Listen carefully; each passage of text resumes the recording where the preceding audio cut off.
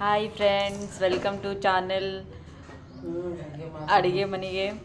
ಇವತ್ತು ನಮ್ಮ ಅಕ್ಕ ಸಬ್ಸಿ ಪಲ್ಯ ಮಾಡ್ಲತ್ತಾಳ. ಇದು ಚಂದ ಕಟ್ ಮಾಡಿಕೊಂಡು ತೊಳೆದು ಇಟ್ಕೋಬೇಕು. ಈಗ ಸಬ್ಸಿ ಪಲ್ಯ ಮಾಡ್ಲತ್ತಿದೆಯಲ್ಲ, ಅದಕ್ಕೆ ಬೇಕಾದ ಸಾಮಗ್ರಿಗಳು: ಹಸಿ ಮೆಣಸಿನ್ಕಾಯಿ ಒಂದು 4, ನಿಮ್ಗೆ ಎಷ್ಟು ಬೇಕು ಅಷ್ಟು ಖಾರ ತೊಗೋಬೇಕು.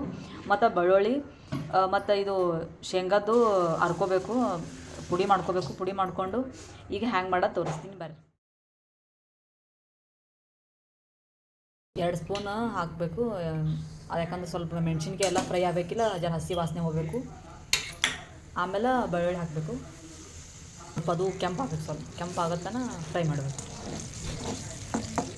ಆಮೇಲೆ ಅದು ಫ್ರೈ ಆಗ್ಬಳಕ ಇದೇನು ಸೋಸಿ ಇಟ್ಕೊಂಡಿರ್ತೀವಿ, ತೊಳೆದು ಇಟ್ಕೊಂಡಿರ್ತೀವಿ ಪಲ್ಯ ಒಳಗೆ ಹಾಕಬೇಕು. ಆಮೇಲೆ ಮ್ಯಾಲೆ ಹಸಿ ಮೆಣಸಿನ್ಕಾಯಿ ರುಬ್ಕೊಂಡಿರ್ತೇನೋ ಅದು ಹಾಕಬೇಕು.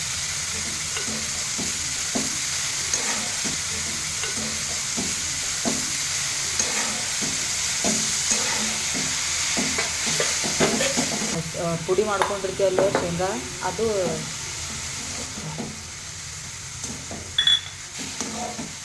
ಈಗ ಅದು ಚಂದ ಇದು ಫ್ರೈ ಆಗ್ಬಳಕ. ಆಮೇಲೆ ರುಚಿಗೆ ತಕ್ಕಷ್ಟು ಉಪ್ಪು ಹಾಕ್ಬೇಕು. ಫ್ರೈ ಮಾಡಬೇಕು. ಉರಿನೊಳಗೆ ಜರ ಚಂದ ಫ್ರೈ ಮಾಡಬೇಕು. ಅದು ನಿಮಗೆ ಗೊತ್ತಾಗ್ತದೆ, ಕಲರ್ ಚೇಂಜ್ ಆಗ್ತದೆ. ಹಸಿರಿದ್ದು ಸ್ವಲ್ಪ ಕಲರ್ ಚೇಂಜ್ ಆಗತ್ತನ ಚಂದ ಫ್ರೈ ಮಾಡಬೇಕು. ನೋಡಿ ಫ್ರೆಂಡ್ಸ್, ಕಲರ್ ಚೇಂಜ್ ಆಯಿತು. ಇದು ಚಪಾತಿ ಸಂಗಟ, ರೊಟ್ಟಿ ಸಂಗಟನೂ ತಿನ್ಬೋದು. ಈಜಿ ರೆಸಿಪಿ ಅದ. ಜಲ್ದಿ ಹಸುವಾದವರಿಗೆ ಜಲ್ದಿ ಮಾಡ್ಕೊಂಡು ತಿನ್ಬೋದು ಇದು.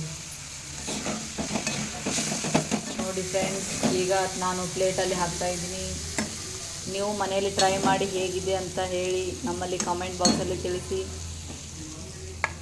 Ready to eat. ಚಂದ ತಿನ್ನಿರಿ ಹೊಟ್ಟೆ ತುಂಬ. ಮತ್ತೆ ಮುಂದಿನ ಸಂಚಿಕೆಯಲ್ಲಿ ಸಿಗ್ತೀನಿ.